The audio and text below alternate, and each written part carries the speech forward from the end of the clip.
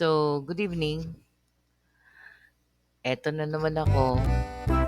And right now, I'm gonna advise you kung is it worth it ba na bumili ng labubudal. It's a craze. And nagulat na lang ako when I saw a lot of, you know, a lot of things like that in TikTok. So when I research, ang mahal-mahal pala niya, yung OG mahal. So, again, it is just a hype. So kung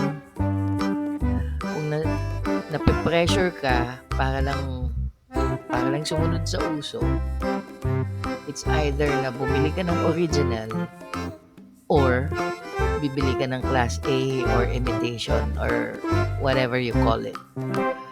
But again, is it worth it ba? Kasi alam nyo, pag sinabing hype, mawawala din lang yan. Para lang yan si Diwata Paris eh. Nasa na ba ngayon? Pinipilahan pa ba? Ganun lang naman yan.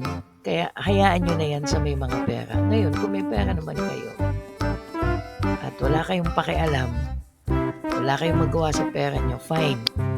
Pero yung mga gustong sumunod sa hype na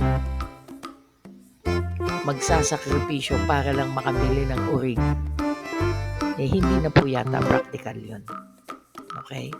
It's not worth it after all. Ibili nyo na lang yung pagkain, ibili nyo na, iipon nyo na lang, i-invest nyo na lang sa ibang bagay, or bumili na lang kaya kayo ng alahas, no?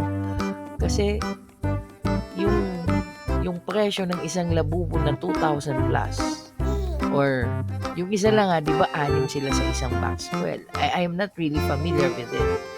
Basta ang alam ko mahal siya. Kesa bumili kayo ng isang box na yung blind box or whatever that is. Ibili nyo na lang ng alahas. Kung ayaw nyo, itago nyo na lang sa bangko or invest nyo sa stocks or whatever. Invest it to the things na pwede nyong magamit. Kung kailangan nyo ng extra money for something or for emergency.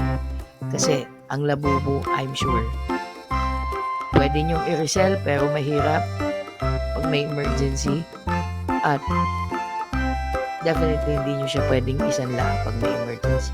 Diba? So, sana, think again. Be practical. Live the life. Bye. Until next.